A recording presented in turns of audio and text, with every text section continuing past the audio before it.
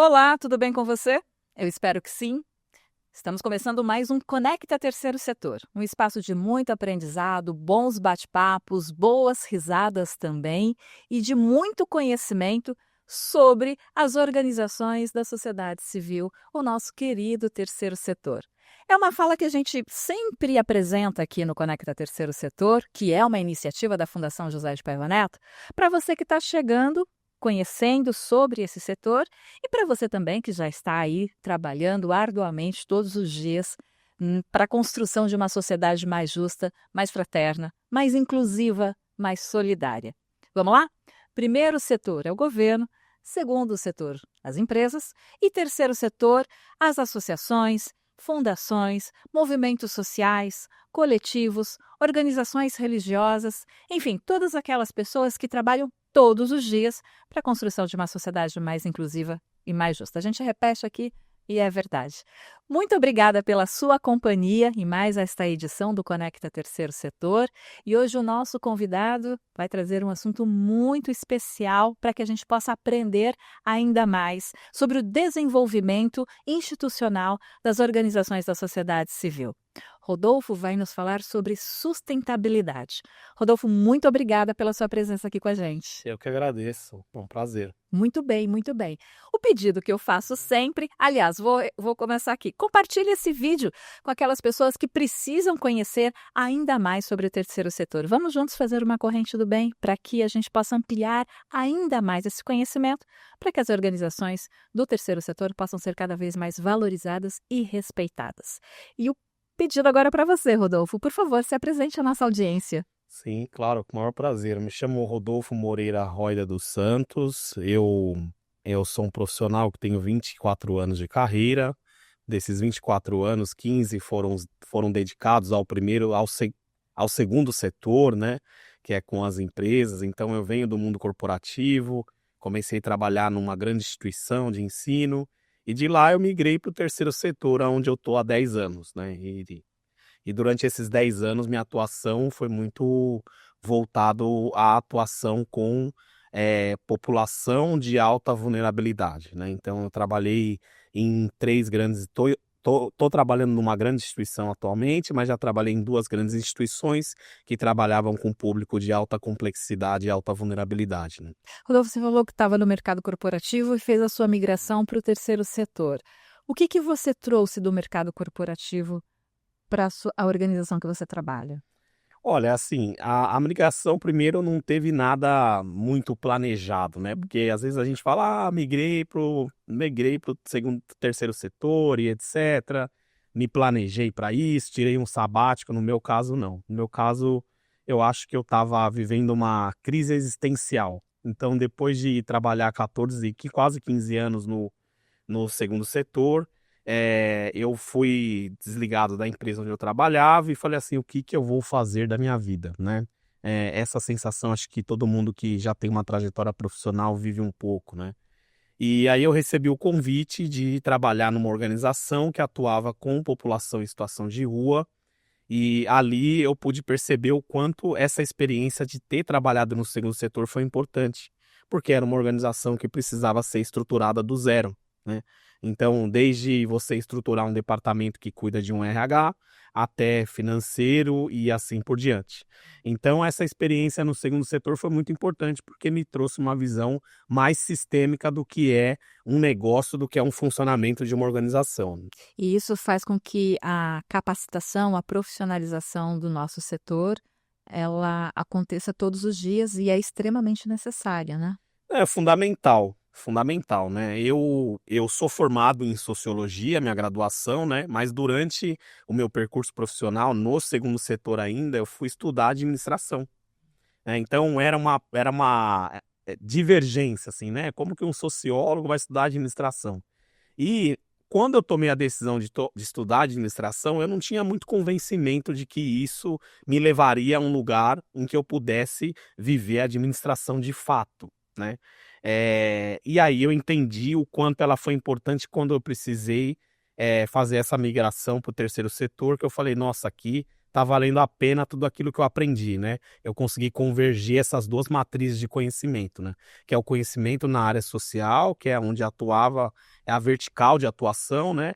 E você pensar a organização de uma forma sistêmica e que ela gere eficiência, né? Posso falar que você começou a trabalhar com propósito? Pode falar sim, porque ali eu entendi um pouco.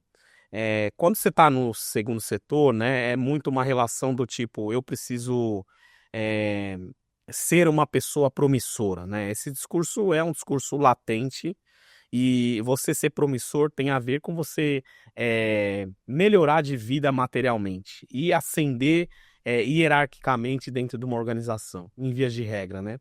E quando eu cheguei no terceiro setor, a ideia era o seguinte: eu tenho que ajudar mais pessoas, né? Então, muda um pouco a lógica, né? Então, o trabalho que eu faço aqui tem que refletir em ajudar mais pessoas. Se eu tenho uma organização estruturada, organizada, obviamente isso vai refletir em alcance de mais pessoas que precisam de ajuda, né? E precisar de ajuda também, e até para ajudar, a organização do terceiro setor precisa de dinheiro também. Não só, mas também. O que me leva a tentar começar do início, sustentabilidade do terceiro setor. O que você tem para nos falar sobre? Então, essa é sempre uma questão complexa e ambivalente, né? Porque não dá para você pensar numa organização sem pensar em como ela vai se sustentar. Por outro lado, quando você toma a decisão de começar a pensar uma organização a partir da sustentabilidade financeira, ela entra em conflito com um conjunto de valores.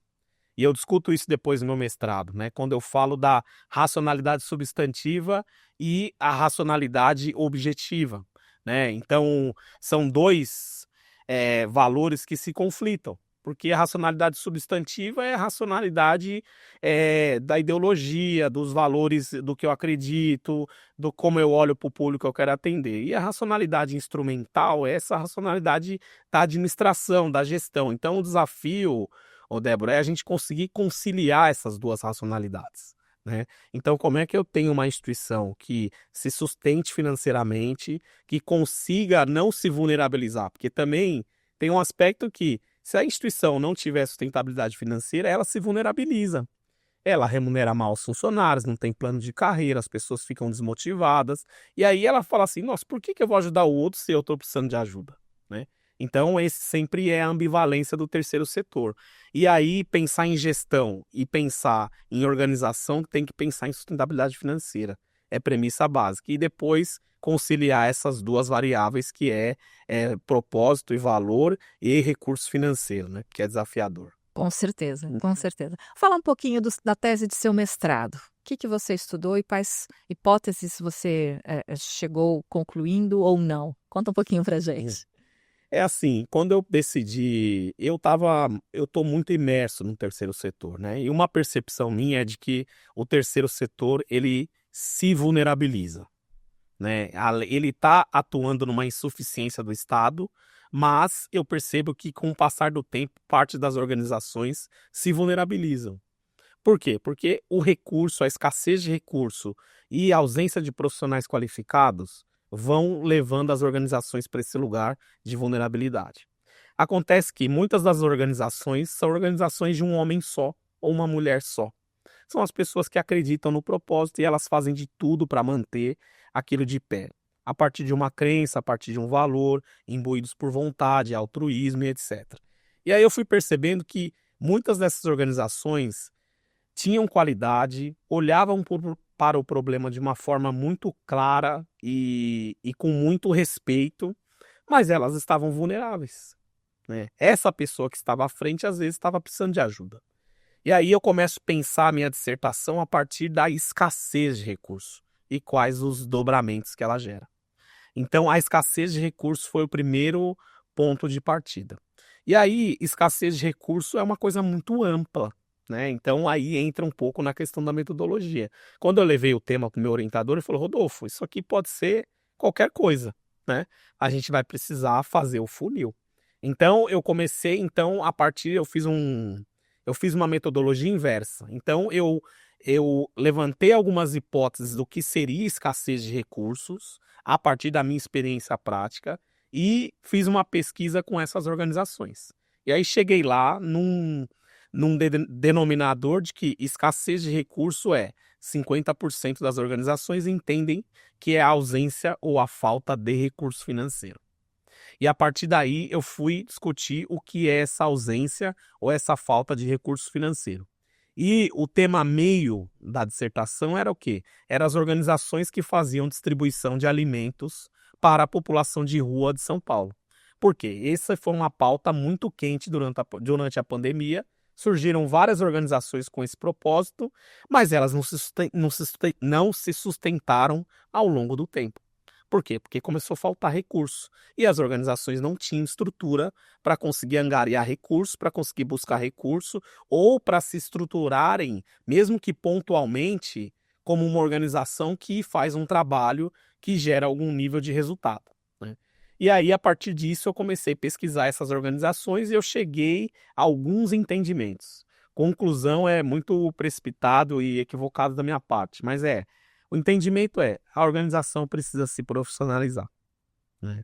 E a profissionalização, ela parte de um lugar que não necessariamente é você ter CEOs, CFOs, enfim, gente super qualificada, mas precisa estar no horizonte dessa organização que ela precisa ter um nível de qualidade de profissionalização. E isso acabava gerando a vulnerabilidade da própria organização, não ter isso, né? Então, no fim das contas, a minha dissertação vai para um lugar assim, ó. A gente precisa olhar para o problema e a gente precisa se ver parte do problema e a gente não pode se tornar o problema. E como que a gente faz isso? A gente vai em busca de recursos e que não necessariamente é o financeiro. É pensar o quê? Na profissionalização e na gestão. E isso é desafiador, porque gestão custa, né? E aí o que vem primeiro? O ovo ou a galinha, né? Eu tenho que ter gestores para não ter falta de recurso, mas se eu tiver bons gestores, eu vou precisar de recurso. Então, e aí a partir disso, o trabalho ele vai se desenrolando para virar um plano de ação que vai ajudar parte dessas organizações a conseguir se manterem ou a conseguir buscar esses recursos de uma forma em que eles estão diluídos na sociedade civil. Então eu trabalho aí com algumas verticais, algumas orientações, que é pensar sempre que recurso é o que vai te dar a base, pensar que você não pode se vulnerabilizar e pensar que sem um movimento de sociedade civil para te ajudar e te apoiar nessa empreitada, você não vai conseguir chegar lá. Porque não dá para ser uma organização de um homem só. Então eu dou esses encaminhamentos na dissertação, eu faço um trabalho quantitativo e qualitativo, primeiro eu olho para os números, depois eu entrevisto algumas organizações com perfis diferentes para tentar entender o que elas têm de comum e como elas estão construindo estratégias para lidar com a escassez de recursos. Então, eu vou aproveitar um gancho da sua fala e vou fazer uma propaganda aqui dos cursos online gratuitos da Escola Aberta do Terceiro Setor, www.escolaaberta, 3 em numeral, setor.org.br. Lá você vai encontrar vários cursos online e gratuitos que podem te ajudar a ter uma visão ampliada sobre gestão, sobre compliance, sobre governança, sobre captação de recursos, sobre comunicação, e aí você vai ter esses insights, essas informações iniciais para que você possa aprimorar tanto o seu trabalho quanto da sua equipe, você que é gestor ou gestora de uma organização da sociedade civil. Então acessa lá www.escolaaberta3setor.org.br. No seu primeiro encaminhamento, você disse que a organização ela precisa de recurso. Nessas suas pesquisas que você fez com essas organizações, o que você poderia nos trazer como que essas organizações estão captando esse recurso?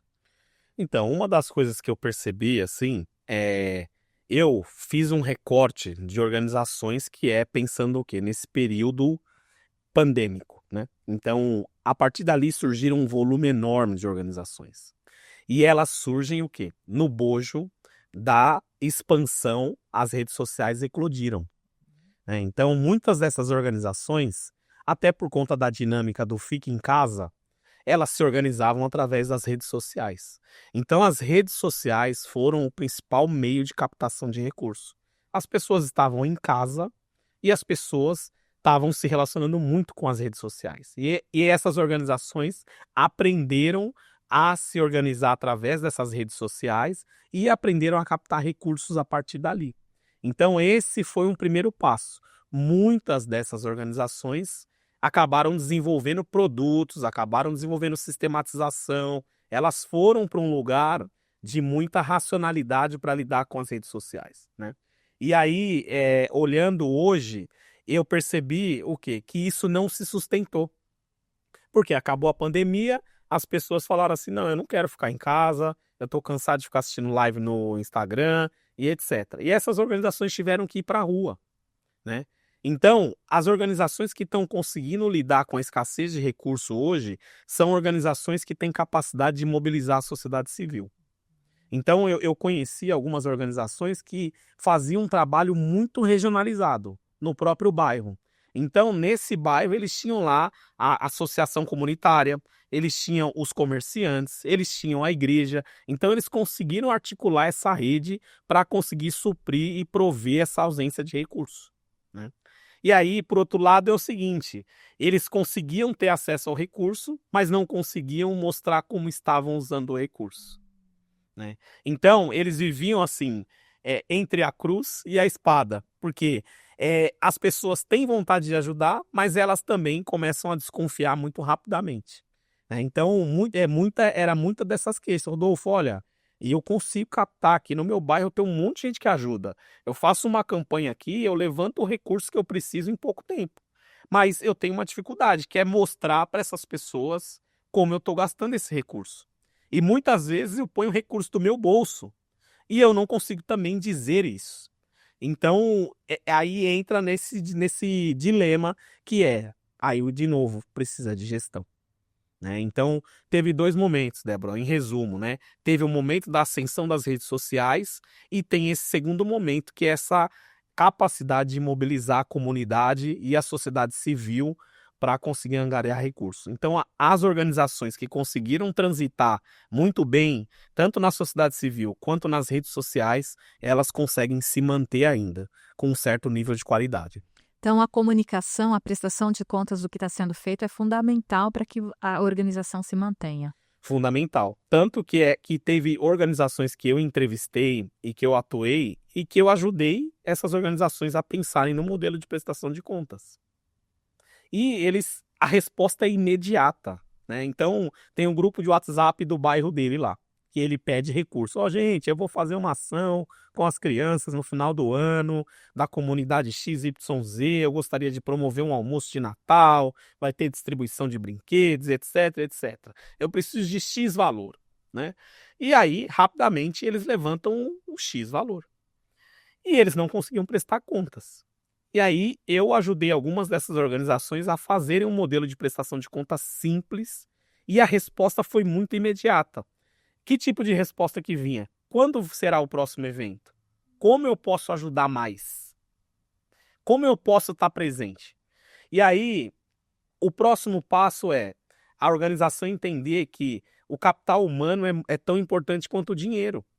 Nessa comunidade tem gente que sabe fazer prestação de contas, tem gente que sabe mexer com Excel, tem gente que é bom em PowerPoint, tem gente que sabe fazer um Instagram, tem gente que sabe fazer um site, né? Então eu também comecei, de alguma forma, no meu lugar de pesquisador, ali sensibilizado com a situação das organizações, a dizer assim: olha, aqui, se você fizer uma lista aqui e dizer, olha, eu preciso de alguém que saiba fazer site, eu preciso de alguém que saiba mexer no Instagram, ou alguém que me ajude a fazer uma planilha, essa pessoa vai aparecer pessoas para ajudarem vocês.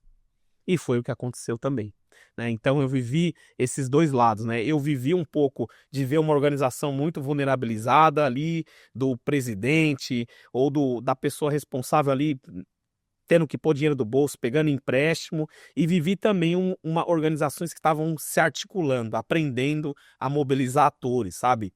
A sair, a pôr a cabeça para fora da água, assim, falar, nossa, eu posso contar com as pessoas para além do dinheiro. Então isso tem a ver com uma cultura brasileira também, da gente não se enxergar como uma sociedade potente em gerar transformação. a gente está olhando para o outro a partir do que ele pode oferecer como recurso financeiro e não está olhando para ele como uma potência em termos de capital intelectual ou, enfim, de aprendizado e tudo mais, né?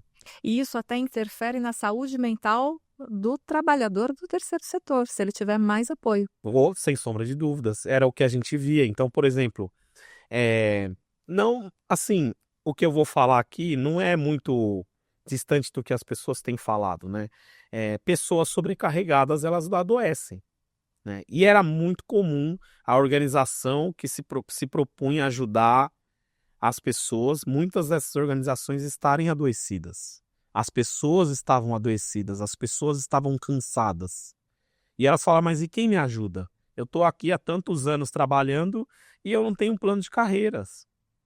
Ah, meu contrato de trabalho é muito frágil. Ah, eu não tenho férias. Era muito comum as pessoas falarem. E falou, e aí a gente acaba às vezes oferecendo para eles o melhor e a gente está numa situação difícil. Isso era uma fala comum também, né? Como reverter isso? Olha, existem vários caminhos assim, e que não é simples. Primeiro que não existe uma solução perfeita, né? Que a gente não lida só com o contexto micro, que são as organizações. É um problema estrutural do Brasil. O Brasil é um país em que a gente ainda tem muita mão de obra primária, que as pessoas têm um baixo nível de escolarização. Enfim, o Brasil é um país ainda que precisa evoluir muito no sentido de profissionalização e educação e instrumentalização. E isso vai refletir no terceiro setor, evidentemente. Mas o Brasil tem uma coisa que é muito interessante. O brasileiro, ele é um ser altruísta. Ele é um ser que quer ajudar, né? A prova disso é quando você vai a campo, você percebe o quanto de pessoas que estão mobilizadas em transformar uma realidade, em gerar um movimento positivo. Então, eu acho que um dos caminhos é essa via. É mobilizar a sociedade civil. A sociedade civil precisa se ver responsável pela solução do problema. A sociedade civil ainda, o que ela faz? Ela elege uma pessoa e fala assim, você vai resolver o problema. E aí é complexo, porque essa pessoa só não vai resolver o problema. A gente é parte da solução do problema. Todas as iniciativas que eu pesquisei e que eu estive próximo, que tinha capacidade de mobilizar a sociedade civil, elas estavam tendo muito êxito, né? O trabalho era mais potente, eles tinham mais alcance, as pessoas se sentiam mais felizes e se sentiam com um propósito, porque o coletivo traz essa sensação de pertencimento muito grande, né? Então, acho que essa é uma via de acesso. Então, hoje, se eu fosse falar assim, em termos mais objetivos e práticos, é você desenvolver um programa de gestão de voluntariado, né? Esse é um caminho muito viável. Tem muita gente querendo ajudar.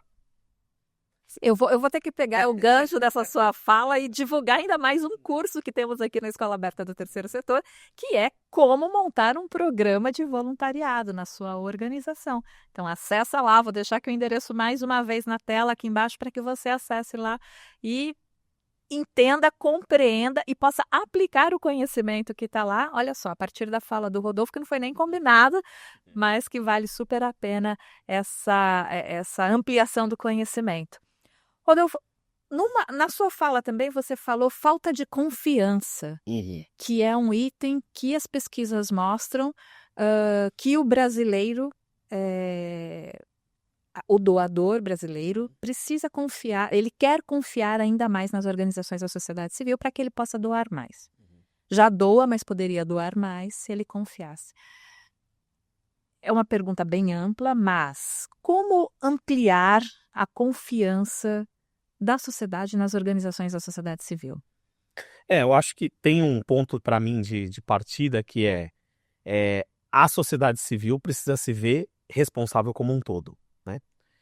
A partir do momento que eu doar é importante, sem sombra de dúvidas. Mas a minha responsabilidade precisa ser para além disso, né? Então eu preciso doar e preciso entender o que está sendo feito com esse recurso. É uma via que se retroalimenta, né? Tanto quem recebe a doação, quanto quem faz a doação, né? Então, também tem esse lado. O doar se torna como se fosse assim, eu fui lá, votei, elegi, ele tem que resolver, né? Então, eu penso que a confiança ela é recíproca. né? E ela tem que existir mecanismos de controle de ambas partes, né? Então, tanto quem recebe, a instituição que recebe a doação, tanto quanto quem doa. Ah, mas Rodolfo, as pessoas não têm tempo, elas já doam porque elas não têm tempo de ir lá se dedicar e acompanhar. De fato, eu compreendo também que essa é uma dinâmica que complexifica o problema, mas precisa haver um nível de comprometimento maior. Então a gente doa e a sensação que eu tenho é, vamos esperar dar um problema para a gente reclamar que doar o terceiro setor só tem ONG corrupta, né? Mas ninguém foi lá falar assim, não, deixa eu ir lá ver como eles estão usando o recurso. Deixa eu ir lá entender para onde está indo isso, né? Deixa eu entender como se essa pessoa realmente ela está preparada para receber o recurso, né? Então tem esse ponto. O outro ponto é, as organizações precisam se preparar para receber a doação. E se preparar é ter clareza na onde vai ser usado e ter clareza que teve uma pessoa ali que doou e quer uma prestação de contas, né? Então é um movimento que se retroalimenta. Eu acho que quando começar a haver essa convergência, a gente realmente constrói um pacto novo de confiança. Para uma organização de baixo orçamento, o que você poderia falar para ela, ou uma dica de como fazer essa prestação de contas simplificada para ampliar esse relacionamento institucional? Então, eu começaria primeiro anotando tudo o que acontece na organização, né? Então tem uma coisa que funcionava muito, que eu falava para eles falavam, Rodolfo, eu não sei fazer Excel, eu não sei mexer com isso aí. Eu falei, então você vai fazer um diário de campo. O que é um diário de campo? Você vai lá anotar hoje, tal hora, eu fiz uma ação de distribuição de X número de marmitas, estavam presentes X número de pessoas, a gente usou X quilos de arroz para cozinhar, foi comprado através do recurso tal, a nota fiscal é XYZ e etc. A primeira coisa que você precisa anotar o que você está fazendo. Anota lá, é um diário de campo de tudo que você está fazendo. O segundo passo é você mobilizar na tua comunidade alguém que vai poder organizar essas informações. Então, eu tenho absoluta certeza que no teu bairro aqui tem alguém que vai saber colocar isso no Excel e organizar isso para você. E vai ter alguém que vai saber fazer um PowerPoint para você. Ah, mas eu tenho vergonha de pedir aqui no bairro porque eu já peço dinheiro para caramba, eu já peço isso, peço aquilo. Ah, não, então tem o Sebrae aqui, ó. Putz, o Sebrae é longe. Não, tem essa escola júnior aqui, ó. Tem aqui, as grandes faculdades têm uma escola júnior. Quem não tem escola júnior tem um estudante de administração que precisa fazer horas complementares para concluir o curso. Rodolfo, mas eu não quero acessar a faculdade, etc. Então tá bom, então eu vou te indicar dessa vez uma pessoa para te ajudar. Então não tem para onde você correr, eu vou te indicar. Mas depois você tem esses recursos aqui. Então muitas dessas pessoas não têm acesso às informações onde buscar ajuda, né? Então esse é um outro também problema. Não tem lá dizendo que as faculdades têm um volume enorme de alunos que precisam fazer horas complementares e que querem trabalhar para gratuitamente, ainda mais imbuído por um valor, por um propósito, elas querem ajudar. E estão lá disponíveis. Então, esse é um recurso muito simples de ser acessado, né? Então, eu acho que eu iria por esse caminho, assim. Então, eu sempre digo para as pessoas, façam simples, bem feito. Anotem tudo o que vocês estão fazendo. Depois disso, o próximo passo é mobilizar pessoas para organizar essa informação e essa informação gerar conhecimento. A partir daí, você vai começar a dar um caráter de instituição organizada para aquilo que você está se propondo a fazer. Pode até tirar foto da ação que está sendo realizada, compartilhar em grupos. Você citou, né, o grupo de WhatsApp dos amigos do bairro, né? E também fazer essa... O importante é começar. Justamente. Não, esse era um ponto, assim. Eu acho que essa comunicação visual é uma coisa que é meio orgânica. Assim, celular, o pessoal também quer mostrar para a família que está fazendo bem, né? Tira foto, faz vídeo e tal. Mas quando você sistematiza isso, fala, tá aqui, ó. Putz, até quem é bom de questionar aquilo vai falar assim, não, pô, o cara se esforçou, né? Então, isso traz um nível de seriedade, né? Que parece ser subjetivo, mas não. Todo mundo, quando vê uma prestação de contas, fala, olha, pelo menos a pessoa teve o comprometimento de prestar contas, né? É uma relação que vai se construindo com confianças. Muito bom. Bom, Foram 3 eixos da sua dissertação. Você falou sobre sustentabilidade, sobre saúde mental e o terceiro? O terceiro foi sobre gestão. Uhum. Falemos sobre gestão, então. Sim. Qual a importância do administrador da ONG, do movimento social, do coletivo, de uma organização da sociedade civil de porte médio e grande? Grande, né, a gente já sabe que já tem uma estrutura melhor, mas ter uma boa gestão. Fundamental, né? Na verdade, eu acho que eu nem consigo imaginar uma organização se transformando de médio e grande porte sem ter uma boa administração. É quase, para mim, assim, acho que nem se combinam as duas coisas, né? Ela pode até em algum momento ser de médio e grande porte, mas ela não se sustenta, né? Então, eu acho que isso é fundamental. O melhor ainda é que exista uma convergência de propósito e que a administração não se vê como algo à parte do propósito. Se ela conseguir se ver dentro do propósito, é melhor ainda, esse espírito de unidade. Então, para mim, o perfeito, assim, o modelo ideal é quando a gente tem uma organização coesa, né? Tá todo mundo alinhado dentro dos valores, dos princípios dessa organização e que se compreenda a gestão dos recursos e da administração como algo que vai trazer sustentabilidade, que vai ajudar mais pessoas e que não vai vulnerabilizar os que estão dentro, assim. Eu vou fazer a mesma pergunta que eu fiz com relação à prestação de contas. Qual sua dica para essa organização de baixo orçamento, de porte menor, para que tenha uma boa gestão? Primeiros passos, enfim, o que você poderia ensinar? O primeiro passo é assim, é que o que acontece é o seguinte, Débora, muitas dessas organizações, elas surgem de forma espontânea, né? Ela vai lá, é um grupo de um condomínio que fala assim, vamos se juntar aqui para limpar a praça. Aí quando vai ver, você tem uma organização que cuida de praças voluntariamente, né? Ah, vamos se juntar aqui para ajudar uma escola do bairro na manutenção do telhado. Quando você vai ver, tem um grupo lá de pessoas que fazem manutenção em escolas públicas, etc. Então, assim, ela surge através de um desejo de mudança. E isso, para mim, é muito louvável. Voltando um pouco na ideia de que o brasileiro é um ser muito altruísta, né? Agora, precisa ter uma mudança de cultura. A partir do momento que você se enxerga como uma organização, você tem que parar e falar assim, eu preciso me enxergar como uma organização que precisa gerir recursos e pessoas, né? E isso é com mudança de cultura, né? Isso talvez tenha raízes mais profundas que tem a ver com a educação, com formação. Então a Escola Aberta do Terceiro Setor tem feito um trabalho incrível que é levar esse conhecimento de forma acessível, simples, para muitas dessas organizações e pessoas, né? Tá aí o conhecimento, mas precisa haver uma mudança de cultura, do tipo, gente, olha, a gente precisa pensar nisso.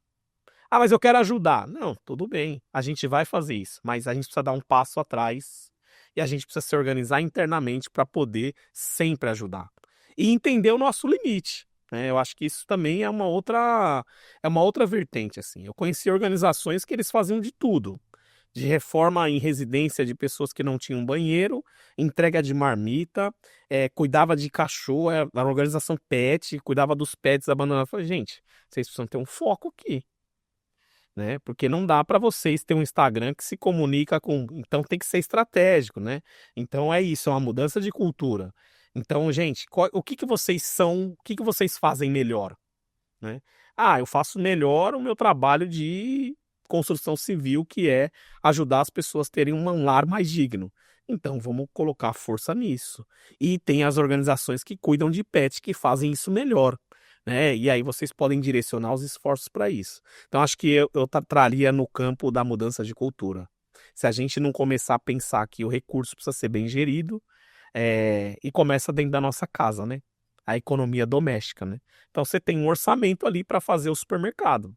Se você excede o orçamento todo mês, você vai passar a usar crédito. E o crédito você vai pagar juros, né? E assim vale para uma organização e assim vale para a vida. Um assunto recorrente na sua fala é a formação de redes. Para o terceiro setor, isso é importante? Fundamental. Ainda mais quando se trata de problemas complexos, né? Então, eu trabalhei boa parte da minha vida no terceiro setor com população em situação de rua. População de rua tem uma complexidade enorme, né? Porque você está lidando com a falta de moradia, emprego, dependência química. Você está lidando com um ser humano que se transformou a partir da chegada na rua, né? Então é um ser psicossocial completamente diferente de quando ele não estava na rua. E aí você precisa mobilizar múltiplos atores. Saúde, educação, trabalho, moradia, enfim, você precisa mobilizar a sociedade civil e precisa mobilizar muitos atores públicos para dar conta dessa complexidade. Eu não acredito em transformação que gere impacto sem mobilização de rede. Rede, isso se diz respeito ao que? A universidades, pessoas físicas, enfim, é o poder público. Eu acredito que atores nessa complexidade do que é o terceiro setor são fundamentais. Como começar uma rede?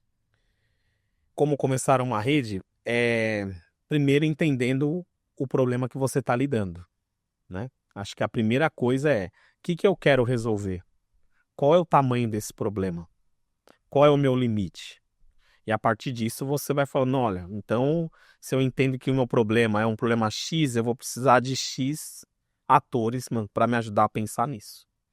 Esse exercício, por mais simples que ele seja, ele acaba sendo colocado num lugar, ele acaba sendo secundarizado. Por quê? Porque tem muito desejo da mudança, da transformação, né?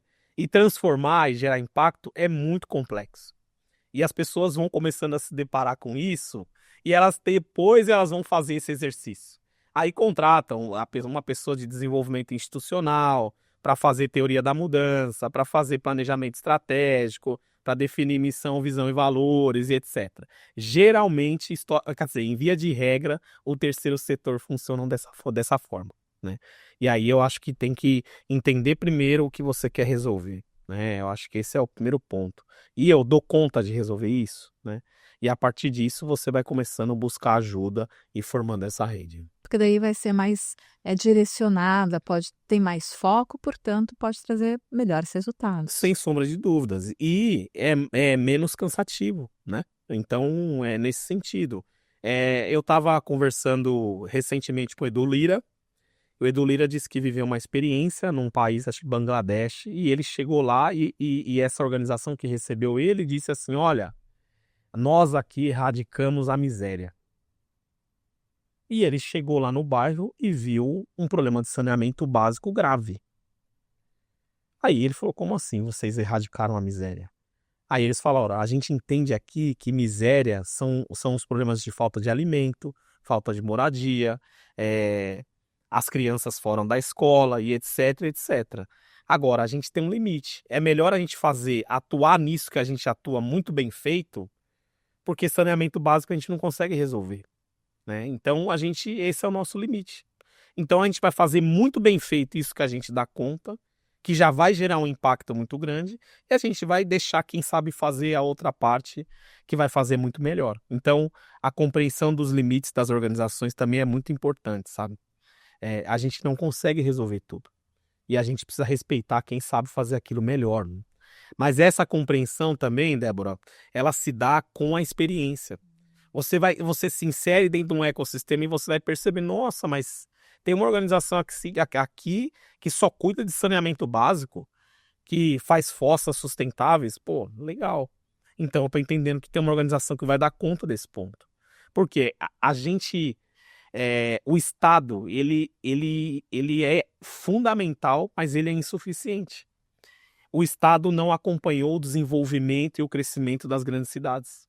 Então ele não consegue ter alcance e capilaridade em todos os lugares, né? Então a gente precisa entender que vai surgindo organizações do terceiro setor para dar conta dessa insuficiência. E aí é onde você precisa entender qual insuficiência você quer dar conta e que você pode dar conta, né? Então eu acho que esse é um ponto de partida, assim.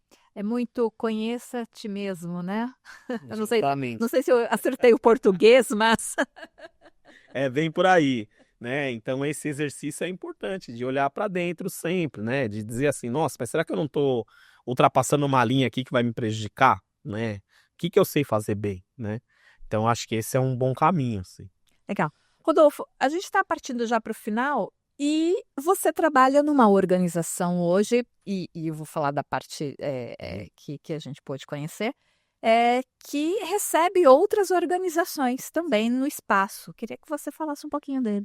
Sim, eu trabalho numa organização, sou gerente de operações de uma organização que atua com justiça criminal e sou responsável pela gestão de um espaço que acolhe organizações do terceiro setor, que é o Espaço Abraão e Rosa. Ele foi criado e constituído para acolher organizações do terceiro setor. A premissa é um pouco daquilo que a gente discutiu durante toda essa conversa. As organizações do terceiro setor às vezes começam e não têm um bom lugar, um bom espaço de trabalho. Então, essa pessoa que criou, que ajudou, é o mantenedor, ele entendeu que, puxa, por que não começar a ajudar a organização que quer ajudar, né? Cuidar de quem cuida, né? Então, o espaço foi constituído com esse objetivo, né? Então, olha, você tem uma organização, você precisa de um espaço de qualidade, seguro, em que você consiga receber pessoas, em que você consiga fazer uma reunião com pessoas. Então, você tem esse espaço, né? Então, ele foi criado para isso e a gente tem muito orgulho, porque ali tem muitas organizações que começaram pequenas e hoje elas estão organizações grandes. Por quê? Porque elas tiveram condições de se desenvolver a partir de uma boa estrutura de trabalho, que isso conta muito. Você ter um bom ambiente de trabalho, né? Então, a ideia de cuidar de quem cuida também entra nesse lugar, né? Muito bem. E a sua segunda atividade, qual é? É a primeira atividade. A primeira. A primeira atividade. A gente atua com justiça criminal, nós apoiamos o poder público nós apoiamos o poder público a performar melhor, né? Na verdade é o seguinte, nosso objetivo é apoiar o poder público mais especificamente, que atua com justiça criminal, com pessoas em privação de liberdade e egressos do sistema prisional, a conseguirem desenvolver melhores projetos para que essas pessoas possam ter uma oportunidade ou uma opção para quando deixarem o sistema prisional ou enquanto estão dentro do sistema prisional, terem uma opção para repensar a própria vida e fazer novas escolhas. Você pode contar um pouquinho como é esse trabalho? Posso contar sim. Então, nós somos uma instituição, a gente não faz nada, quem faz é quem está na ponta. Então, assim, o nosso trabalho é muito pequeno diante da complexidade. Então, a gente entendeu que a gente apoiando a Secretaria de Administração Penitenciária, a gente apoiando as unidades prisionais, a gente daria um reforço a tudo aquilo que eles já estão fazendo, né? Então, a gente apoia com insumos ou, às vezes, pessoas, né? E a gente mobiliza os atores para isso. O que a gente entendeu? Que hoje a população carcerária ela só aumenta, né? A gente tem um problema aí que precisa ser olhado e a nossa responsabilidade como sociedade civil é olhar para isso e ofertar algum nível de apoio para que essas pessoas tenham um pouco de opção para que elas não sejam reféns e elas não reincidam de novo no crime. Então, nosso objetivo, resumidamente, é atuar na diminuição da reincidência criminal. E a gente atua como apoiador. A gente apoia quem já está fazendo. Então, também entra um pouco nesse lugar de cuidar de quem cuida. Porque quem faz é que está ali na ponta, que está vendo o problema, que tem que lidar com a situação, e a gente entendeu que esse indivíduo precisa de apoio, né? E que o Estado é insuficiente, e a gente vai apoiar essas pessoas a poderem fazer um trabalho que vai ajudar a diminuir a reincidência criminal, que essa é uma questão sensível ainda. Você falou então de conhecer limites, de cuidar de quem cuida. É bem interessante, né? É uma outra forma de enxergar o terceiro setor, né? Então, eu acho que assim, um pouco que eu aprendi, eu fui percebendo que quem está atuando precisa se sentir bem enquanto está atuando. Né? Essa coisa de falar assim, não, eu sou o Messias, eu sou o Salvador. Isso é uma ilusão que a gente cria e acaba nos prejudicando. Né? Quantas pessoas a gente vê adoecendo no terceiro setor porque querem dar conta de tudo e não conseguem dar conta da própria vida, porque está muito vulnerabilizado. É muito comum, eu fui para campo, Débora, e eu vi líderes que estavam endividados, sabe? E ele tava ali, não, preciso arrumar dinheiro para fazer ação e tal, não sei o que. Falando, calma aí, né? A sua vida não tá, você precisa cuidar de você. Como é que você tá? Quanto de tempo você reserva para cuidar de você, né? Então, eu acho que esse foi um ponto, assim. E aí, também entra nesse lugar de entender o limite. Puxa vida, eu acho que eu preciso entender que eu posso ir até aqui, porque também eu vou me perder nesse papel, né? Então, eu acho que essa foi um pouco da minha percepção, que entra num lugar um pouco de subjetividade, mas é uma coisa que eu tenho percebido e a partir disso eu vejo como as organizações vão se fragilizando, né? Vão se fragilizando. Então, é cuidar de quem cuida e entender os nossos limites. Eu acho que esse para mim são premissas que a gente precisa estar sempre olhando, né? Muito bem. Estamos finalizando, de fato, agora a nossa Super entrevista. rápido, né? Passou. Quando o bate-papo é bom, o tempo passa rápido. E eu já peço, então, para você as suas considerações finais, em especial para o gestor, para a gestora de uma organização. Olha, é assim, o que eu diria para todo gestor e gestora é assim, encontre seus espaços de autocuidado, né? Eu acho que esse é uma coisa que eu digo, parece ser subjetivo, mas eu digo isso para qualquer gestor, né? Outra coisa, você não vai conseguir resolver todos os problemas. Outra coisa, boa parte dos problemas que estão aí, você não é o responsável por eles, né? Então, esse é um caminho. E por último, estudem, né? Vão atrás de conhecimento, vão falar com as pessoas, né? Compartilhem as suas dificuldades, né? Porque às vezes a gente está ali dentro do nosso ecossistema e tem um monte de coisa legal acontecendo em volta, tem um monte de iniciativa legal acontecendo em volta e a gente não está se comunicando, né? Então é importante você, como gestor, estar olhando para dentro, mas olhar para fora também, né? E se cuidar. Isso é fundamental, assim. Isso eu diria para todo gestor. Estude, se cuida e estenda seu campo de rede, né? Porque isso vai te ajudar bastante, assim. Muito bem, muito bem. Rodolfo, muito obrigada. E eu que agradeço. Obrigada mesmo. E obrigada a você também que esteve conosco durante toda esta edição do Conecta Terceiro Setor, mais uma vez uma iniciativa da Fundação José de Paiva Neto. Obrigada pela sua companhia. Curta, compartilhe esse vídeo com todos aqueles que precisam conhecer ainda mais sobre o nosso querido terceiro setor. Obrigada e até a próxima edição.